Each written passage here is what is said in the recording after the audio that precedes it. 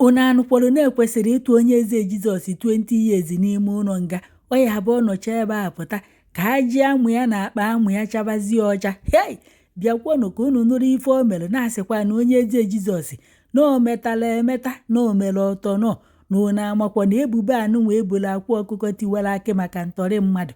N'okwu onye eze Jizọs bụ ife buru anya bụ ebubo si na akwa ọkụkọ tọjie na akwa ọkụkọ na-atọ mmadụ, nke bụzi na ndị udo na-achị imebezi nyocha na nzacha ma ndị uwe ojii ka ha marụ na nya bụ ebubo na-ebe akwa ọkụkọ tiwara akị na eziokwu ka asị.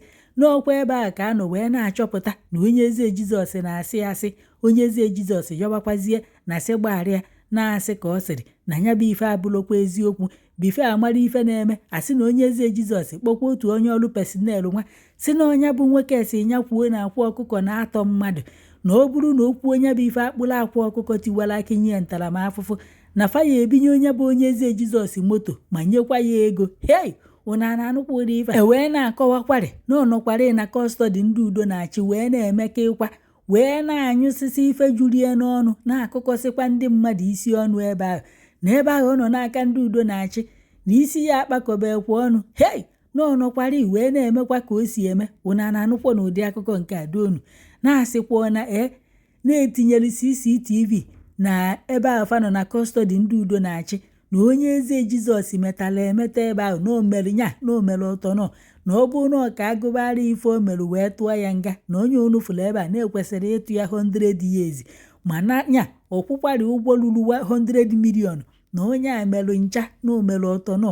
mba afọ nzu a unu na-afụ ebe a nụnwa dị ime amụ nsị. Hei, a sị na ife o mere adịghị ka akọ, nke bụzi na-erutere n'ụlọ ikpe na ikpe onye eze Jizọs karịrị akarị na ndị ụlọ ikpe ama adịrị nke fa ya ewelu wee kpezie onye eze Jizọs ikpe na ife emezi bụ na-ewepụtalụ sọsọ ụzọ na-abụ n'ime ụzọ na-abụ ahụ ewere ofu debekwa wee werezie ofu wee muo ya nga n'isi. Hei, wee si na ofu ahụ bụ na ọ dara iwu nke gọọmenti na o jere gbuo mmiri Besaida na bie. Unu mana mgbe ogughere wee pụta ma amaghị ebe o si na osibe ndị dibịa je gwọrọ ya ọgwụ ka o wee pụta buwekwa ojoro ọpụtazie na-akwa ka ọ bụ ife tọjie na mgbe ahụ ọ pụta mgbe a ka charị nwa mgbe afọ osizi na fejezina na mmiri achụ aja. Ọ na-eje agbaba ndị mmadụ ọtọ, ụfọdụ ọmabafa ihu na-azụ, ụfọdụ ọkwọbafa ihu ife fọrọfa ọhịa ife ịkwọrọ ya bụ onye eze Jizọs na-azụ n'ime mmiri ka ọ pụtazi wee gbuo onunu ti n'ọdọ mmiri Besaida n'ọnya bụ mmiri ya ebe ọ ya daa na-asụ uchu nọ mmiri ahụ ka eji wee tụ ya nga ọdọ mmiri Besaida ya n'ọnya ka eji wee tụ ya n'ọya anọ 6 years n'ime ụlọ nga ma kwụkwa gọọmenti 20 million naira. Hei, ọdụnụ ka mpụta onye ananwa na ọtata ebe ka eti weta 20 million ajị amụ ya achacha ọcha n'ime ụlọ nga na nke ikpeazụ ile ya anụnwa ya. Ọ bụrụ na o jecha nga apụta ọ mụtaghị ife, unu ama na onye anụnwa bụ ezigbote efurefu ama nya efurefu nke ya nwedo part 1 na part 2. Nwoke nọrụ ọ na-akụ asịrị ka nwaanyị, anya ukwu wee bụrụ nke onye eze Jizọs ya. O yi anya ukwu dịka uwe onye onufuru ebe a ya mmadụ adịghị ya ịnọkata igbo mmadụ ebubo maka anya ukwu maka na ọ ka ga-eme ọfụma esi na onye atọjau. Ọ bụzi na akụkpọrọ ụnụ ya ma ọ tụọ ya nga maọbụ na ndị yutu wakporo ya kurisie ya isi mee ya ofe ife ọjọọ maọbụ ife ọjọọ na-abụ ịnọrụzi ebe ị nọ ị na-enwere aṅụrị ajụọ ya esi na asịrị na ya ebi iwu moto nye ya ego. Onye kpọrọ onye ụka na-ebu baịbụl ọjọọ ụka agọ mmụọ Chineke ya akpọghị ọkụ n'ime ụlọ nga na nke ikpeazụ. Charị nwa mgbafọ 6 years etoro ya peka tinyekwuori ya nya 10 n'elu maọbụ 20 n'elu ka ọ nọrọ ebe a ka ajị agbụ ya na ajị isi ya chọọ ọcha. Ọ pụta ụwa ọzọ o were anya ukwu debe n'akụkụ na afọ ajọka onye eze Jizọs unu na-afụ ebe a wee na-akọwa na mmụọ mmiri Afuluanya na osokwa wee juu na ikpe. Unu mara nyanwa o wetabeghị 50 million agwa anya weta ọ kọrọ na kọstọdị ndị uwe ojii si ebe a ka na-abịa unu ikpe na onye nke bụkwanụ papa ejima bụ Ekehit udene na-agbapụ ozu afọ alụsị agọrụ Chukwu. O sokwa wee bịa unu ikpe tata wee na-akọwa na mgbosi a ya ekpe ikpe ya final bụ na Septemba 18 ka a ya ekpe ikpe Ekehit final nọ mgbosi a ka a ya amazi na ọ ya eje nga ka ọ na ọ ya eje ka o ya esi n'ụlọ na-abịa ka o jee nedo ụmụ ejima anya na nya bụ ife na-agbawazi nwunye ya aka ka o jee nyelụ nwaanyị mmadụ aka obekwọsọ m nya nawa ka o si n'ụlọ na-abịa ka mmụọ mmiri Afuluanya.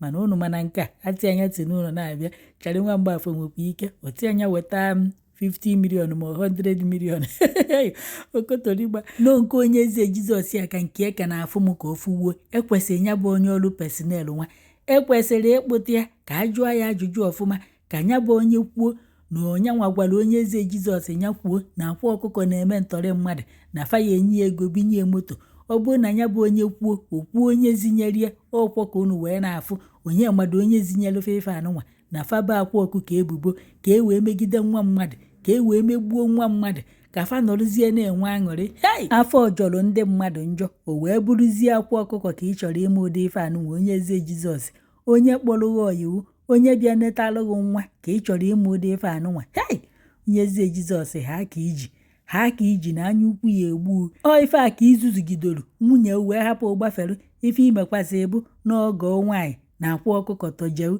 ịchọchasịa ndị iyi ebe ebubo ntọrị mmadụ ọbụla ọgọ nwaanyị nne mụtalụ nwunye mụrụghị ụmụazị ka igboro ebubo na ọ na-eme ntọrị ndị uwe ojii kpụrụ nwaanyị mmadụ kedu ụdị ka afọ ọjọọ gụbụ onye nwere afọ ọjọrọgo njọ nkịta ya erikwo nsị ọ ka unu wee na-afụ ụfọdụ gbawa n'ime ụlọ ụka buru baịbụl fee wee kpuchinata njọfa ụfọdụ agbawa na-alụsị buru oji wee kpuchinata arụrụ anafa na-alụ Chineke mekwala unu ebere nwanne m na Afuluanya n'ozugbo gbacha taa bụ 17th July onye eze Jesus Ekehit and mmiri Afuluanya bịa kọtụ taa then ekpechegokwanụ nke onye eze Jesus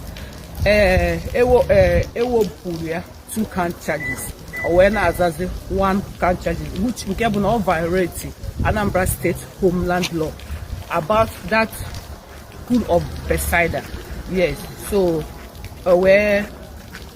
after everything we sentenced to 6 years imprisonment with 20 million naira fine.